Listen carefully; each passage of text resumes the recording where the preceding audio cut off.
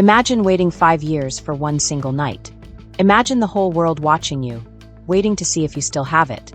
Now imagine stepping back into that cage in the same city, against the same man who almost stopped your rise 13 years ago. That is exactly what is about to happen. And this week, before a single punch is thrown, the Real story begins. Not in the arena, but in hotel rooms, gyms, water parks, and quiet mornings where fighters get ready to change their lives forever. This is the story of Fight Week. This is UFC 329. Las Vegas in July is not a gentle place. The heat presses down on the city like a hand on your chest. The sidewalks shimmer. The air feels thick enough to chew. But this week, the heat outside is nothing compared to the heat building inside the T-Mobile Arena, where in just a few days, 2 men will step into an octagon and settle something that started 13 years ago. Back then, nobody knew what they were watching. It was 2013. 2 young featherweights, hungry and unknown, fought each other on the undercard of a show in Boston. One of them was a brash Irishman with quick hands and a mouth that never stopped moving. The other was a calm, humble kid from Hawaii who fought like the ocean. Smooth, patient, and dangerous when you least expected it. The Irishman won that night. He took the decision, and then he took off, rocketing to a level of fame that mixed martial arts had never seen before. He became a 2-division champion. He became the biggest star the sport ever produced. He became, simply, the Notorious. The kid from Hawaii did not fade away. He rebuilt himself, fight by fight, until he became one of the greatest featherweight champions in the history of the sport.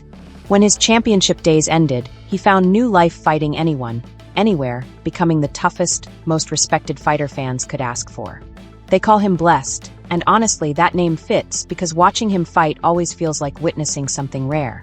Now here we are, 13 years later. Different weight class. Same electricity. The Irishman is back after the longest absence of his career, and the Hawaiian is waiting for him, ready to finish what started so long ago on a night nobody thought mattered.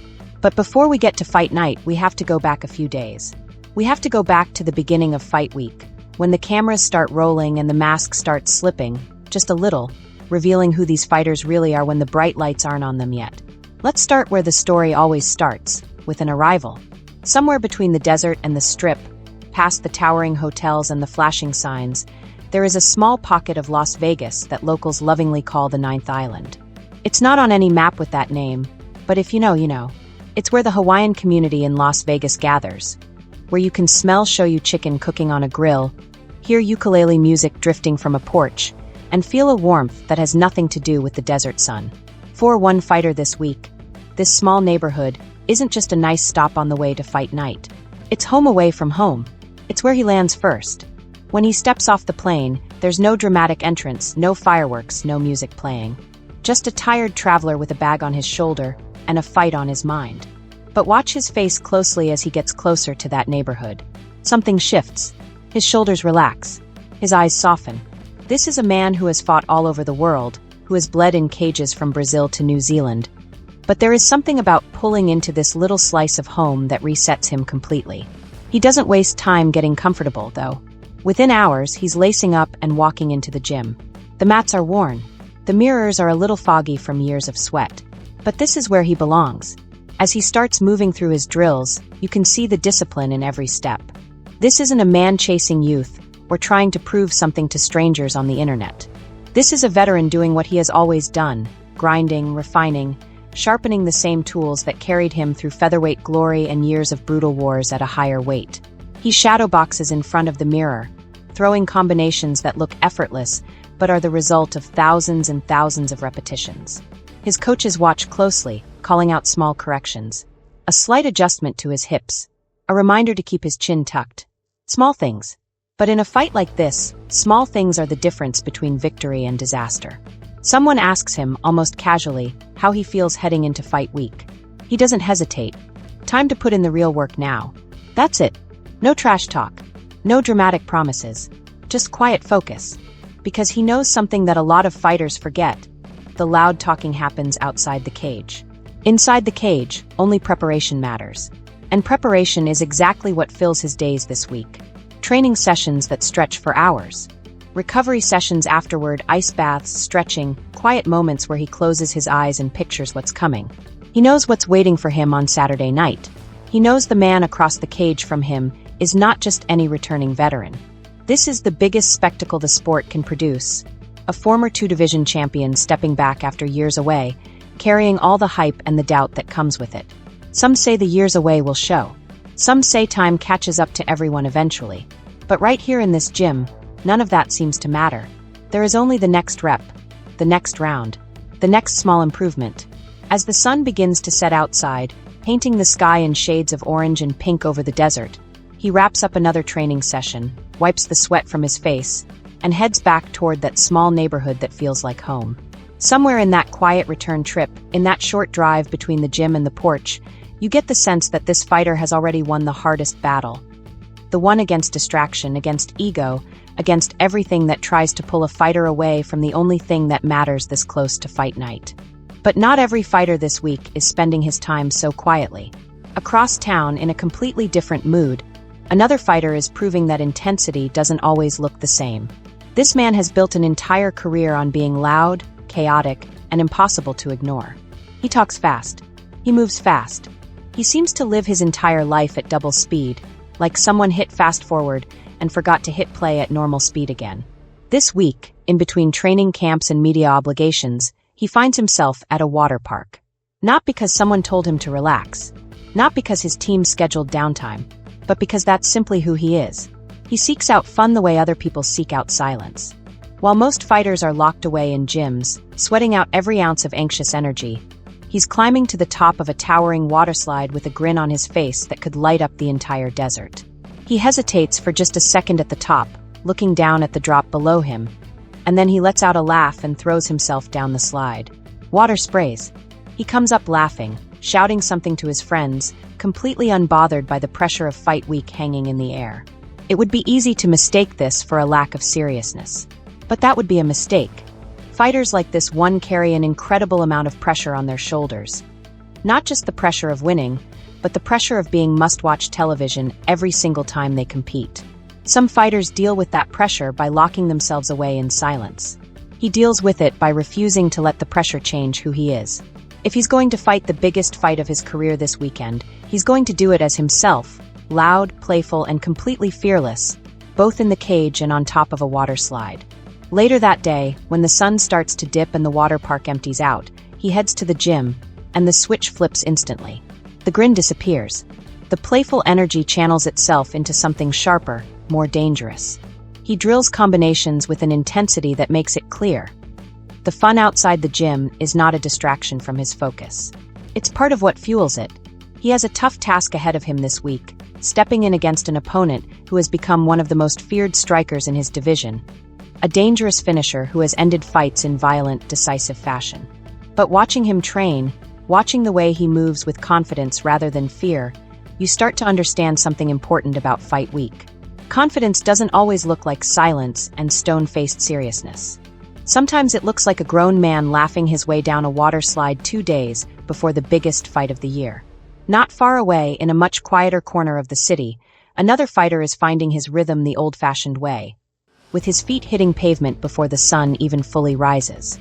He's a veteran of this sport, someone who has fought through wars that would have broken most men, someone who has tasted the highest highs and the most crushing lows this sport can offer. This week, you find him running alone through empty streets while most of the city is still asleep.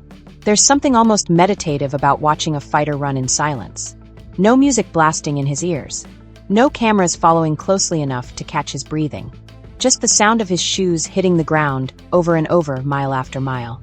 This is a man who has learned, through years of hard experience, that fights are not won in a single explosive training session. They are won in quiet, repetitive mornings like this one, when nobody is watching and no one would blame you for sleeping in instead. He has been a fixture in his division for years, a fighter known for his granite chin and his willingness to stand and trade with anyone the matchmakers put in front of him. Wins and losses have both come his way, sometimes in equal, painful measure. But that's part of what makes him respected. He never ducks a fight. He never asks for an easy name. He shows up, every single time, ready to put everything on the line. This week is no different. He's got a tough task ahead of him against a dangerous opponent known for his speed and his ability to finish fights early. But watching him run through the empty streets, breath steady, pace controlled, You get the sense that this is a man who has made peace with whatever happens inside that cage. He's not running from fear. He's running toward readiness.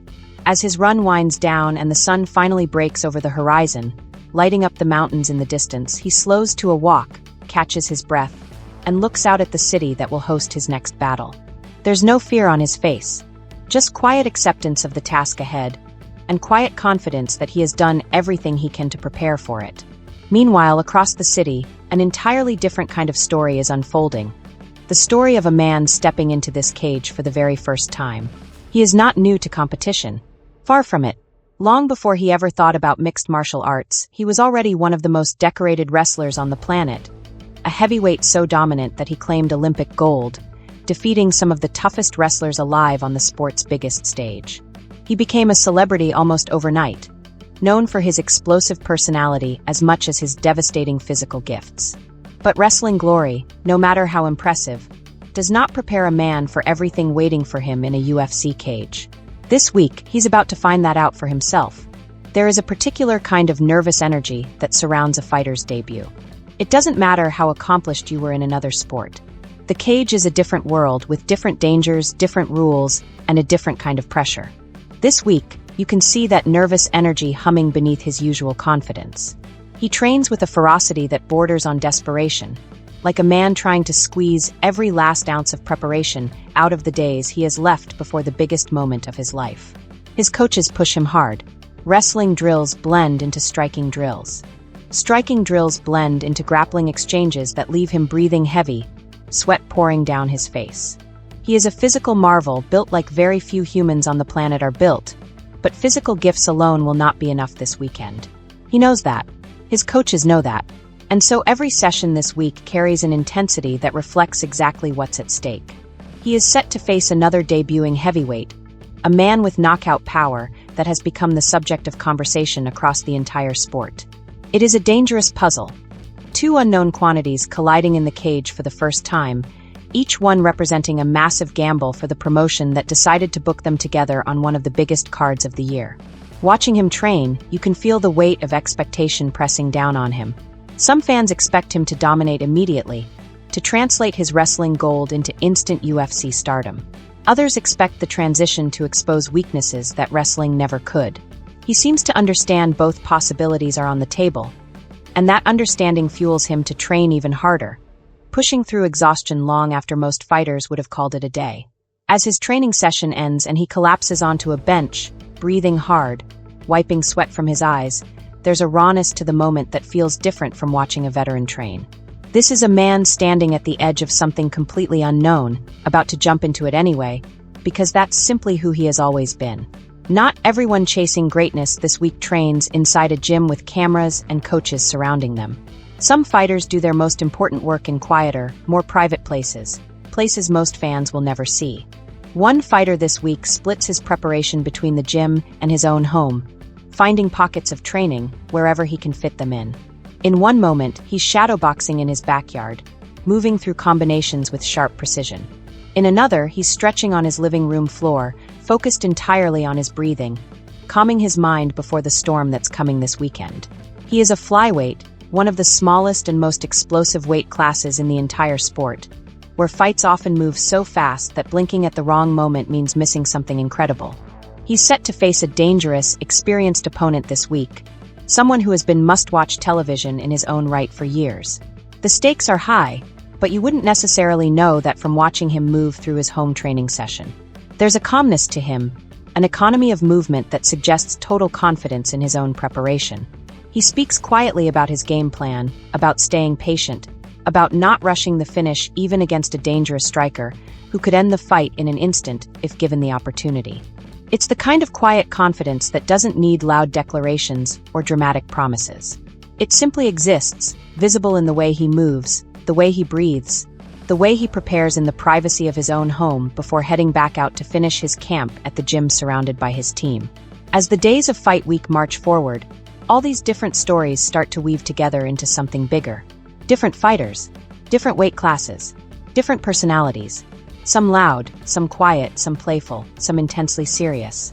But all of them converging on the same city, the same arena, the same Saturday night, where months and years of preparation will be tested in a matter of minutes. And hanging over all of it, larger than any single storyline, is the return of the sport's biggest star. 5 years is a long time in any sport, but in mixed martial arts, where careers can end in a single violent instant, 5 years feels like an eternity. The last time this fighter competed, the outcome was gruesome. A broken leg that stopped the fight and stopped his career in its tracks. Since then, there have been false starts, cancelled fights, injuries at the worst possible moments, and constant questions about whether he would ever step back into that cage again. Now, finally, Fight Week has arrived, and he's here, back in the city that made him a global phenomenon all those years ago, preparing for the biggest test of his comeback. Across town from all these other storylines, cameras catch him moving through his own preparations, carrying the same undeniable charisma that made him a superstar in the first place, but with a noticeable shift in his energy. There's less of the wild, reckless bravado from his younger years. There's something calmer beneath the surface, something that looks almost like a man who understands exactly how much is riding on this one performance. He knows the doubts surrounding him. He knows people are wondering whether 5 years away, plus a devastating injury, have taken away the skills that once made him nearly unbeatable. He knows his opponent this week is not some easy tune-up fight designed to ease him back into competition. His opponent is one of the most accomplished, most respected fighters of this entire era. A man who has fought at the highest level constantly during the years his rival was away from the sport. But if there's one thing that has never left him, even during all his years away, it's his ability to perform under pressure. And this week, as Fight Week builds toward its inevitable climax, that pressure is heavier than almost anything he has ever faced. This isn't just a fight, it's a referendum on his entire legacy. A chance to either cement his status as the greatest star this sport has ever produced, or to add another painful chapter to a career already filled with dramatic highs and crushing lows. As the days tick by, the entire city starts to feel the anticipation building. Billboards feature his face alongside his opponents, promising the fight fans have wondered about for over a decade. Media members flood into town, cameras following every move both men make. Fans start arriving early, filling up hotels and casinos, turning the entire strip into a buzzing hive of anticipation. And through it all, episode by episode, story by story, we get these small glimpses into the private lives of the fighters who will define this incredible weekend. A veteran finding peace in a neighborhood that feels like home. A wild, playful spirit refusing to let pressure change who he is. A quiet, determined grinder logging mile after mile in empty streets before sunrise. A wrestling legend chasing an entirely new kind of glory, nervous but relentless. A flyweight finding calm and focus in the privacy of his own home. And at the center of it all, a legend finally returning, carrying the hopes, doubts, and expectations of an entire sport on his shoulders. This is what Fight Week really is. It's not just weigh-ins and press conferences and stare-downs. It's these quiet human moments, the training sessions nobody sees, the small rituals that keep a fighter grounded, the private fears and private confidence that never make it onto the highlight reels, but shape everything that happens once the cage door closes. As episode 1 of this journey comes to a close, all these threads remain unfinished, hanging in the air like the desert heat itself. Will the veteran's calm, disciplined preparation carry him to victory against a dangerous striker? Will the playful, water-sliding fighter channel his chaotic energy into a statement win? Will the quiet morning runner's granite chin and endless preparation be enough this time? Will the wrestling legend translate his gold medal dominance into UFC success on his very first night? Will the flyweight's patient, calm approach be enough to solve a dangerous puzzle? And above everything else, will the biggest star this sport has ever known prove that 5 years and 1 broken leg were never enough to end his story? Nobody knows yet. Not the fans. Not the media. Maybe not even the fighters themselves, not completely. Not until they're standing inside that cage with the lights blazing down and the crowd roaring around them. But one thing is certain. Something big is coming. The pieces are all in place. The stories are all building toward the same unforgettable Saturday night in Las Vegas, where legacies will be written, rewritten, or shattered completely. Fight Week has only just begun, and this is only the first chapter of a story that the entire combat sports world has been waiting years to see finally play out. Stay close, because what happens next is only going to get more intense. The training is about to sharpen. The nerves are about to tighten. The countdown to fight night has officially started, and there is no turning back now for anyone involved. This has been the beginning. The real story, the one that matters most, is still to come. Let's rewind for a moment, because to really understand why this week feels so heavy, so loaded with meaning, you need to understand what came before it. Think back to a time before private jets and mansions, before sold-out arenas and record-breaking pay-per-views. Picture a small gym in Ireland, cold and cramped, where a young plumber's apprentice trained after long days of physical labor, dreaming of something bigger than fixing pipes for the rest of his life. Nobody believed in him the way he believed in himself. He was broke. He was collecting unemployment checks between fights. But he had something most fighters never have, an absolute, unshakable certainty that he was destined for greatness. That certainty carried him through the lower levels of the sport, through small regional shows in Ireland, until the UFC finally took a chance on him. And once the cameras turned on, once people got their first look at this confident, quick-tongued Irishman, something clicked. He wasn't just skilled, he was magnetic. Every word out of his mouth felt like a headline. Every walk to the cage felt like an event. Fans who had never watched a single mixed martial arts fight in their lives suddenly found themselves captivated by this brash newcomer promising to take over the sport. And he did exactly that. He knocked out legends in seconds. He talked his way into super fights nobody thought were possible. He became the first fighter in UFC history to hold 2 championship belts at the same time, a feat that had never been done before and has never quite been repeated since. He fought a boxing legend in one of the highest-grossing combat sports events ever held. He built an empire outside the cage too, launching a whiskey brand that made him wealthier than most people could imagine, all while still finding time to talk trash better than anyone else in the business. But greatness in this sport always comes with a cost, and for him, that cost arrived in the form of injuries, controversies, and a string of losses that would have ended most careers. A brutal knockout loss. Then, in a highly anticipated trilogy fight against a familiar rival, disaster struck in the worst possible way. His leg snapped mid-fight, an injury so gruesome that even hardened fight fans had to look away. The fight ended immediately. His career, for a long time afterward, seemed to end right along with it. This is why Fight Week feels different this time. This isn't just another pay-per-view main event. This is a story 13 years in the making, finally reaching its conclusion. While the 2 main event stars carry the heaviest spotlight, the rest of Fight Week is filled with storylines just as compelling in their own right, even if they don't command quite the same level of attention from the casual fan.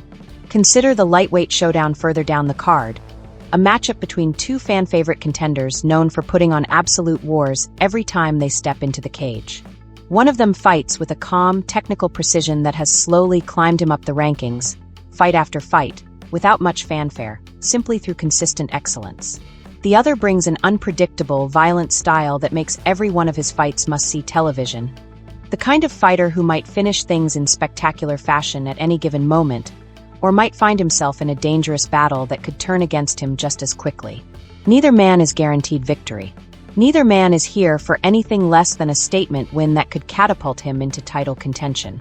And so, quietly away from the biggest headlines, this fight has become one of the most anticipated matchups on the entire card among hardcore fans who understand just how much talent and danger exists in that lightweight division right now. Then there's the bantamweight matchup, 2 skilled strikers and grapplers colliding in what promises to be a chess match at incredibly high speed. One of them has built a reputation as one of the most well-rounded fighters in his entire division, equally comfortable standing and trading or taking the fight to the ground. The other brings relentless forward pressure, constantly pushing the pace, looking to break his opponent down through sheer volume and physical pressure. It's a stylistic clash that could go in absolutely any direction, and that unpredictability is exactly what makes it so compelling heading into fight night. Elsewhere on the card, a light heavyweight matchup carries its own significant stakes, pitting a former champion looking to re-establish his position near the top of the division against a dangerous, durable veteran who has given some of the best fighters in the world genuine trouble over the years. It's the kind of fight that could shake up the entire divisional landscape, depending on how it plays out, adding yet another layer of intrigue to an already stacked card. And then, of course, there's the heavyweight showdown between 2 men making their promotional debuts on the very same night, both carrying immense pressure and immense expectation.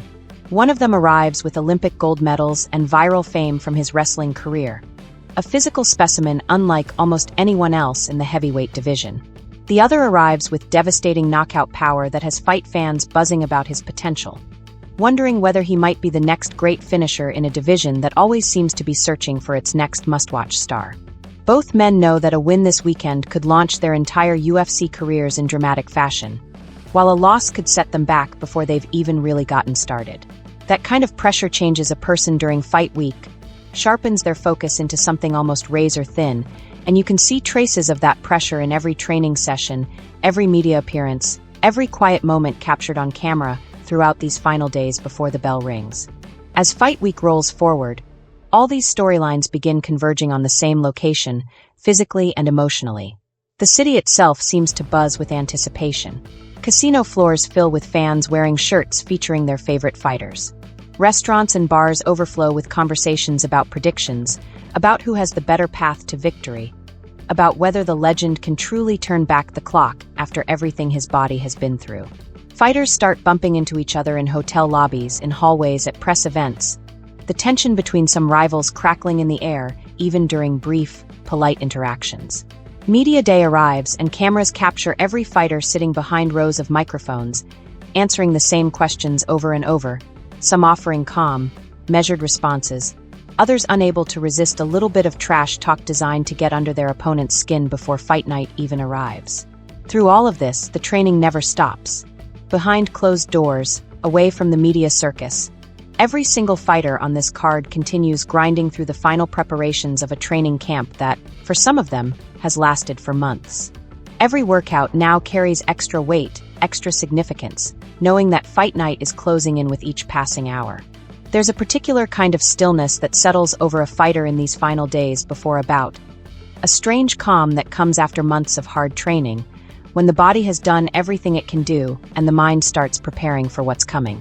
You can see that stillness in the way certain fighters move through their final sessions this week, no longer trying to build new skills or fix major weaknesses, but simply sharpening what already exists, trusting the work that's already been put in. For some, that final stretch of fight week brings nerves bubbling to the surface, impossible to fully hide even behind practiced media training and confident public statements. For others, it brings a strange sense of peace, an acceptance that everything that could be done has been done, and now all that's left is to let the performance speak for itself. Both responses are valid. Both are simply different ways that human beings process incredible pressure. And that, more than anything, is what makes these embedded glimpses into fight week so captivating for fans watching from home. It's not just about watching elite athletes train. It's about watching human beings navigate one of the most stressful, high-stakes weeks of their entire lives, each one finding their own way to cope, to focus, to prepare. As the sun sets on this stretch of fight week, the entire city seems to hold its breath collectively, waiting for what's still to come. Weigh-ins are looming. Final face-offs are looming.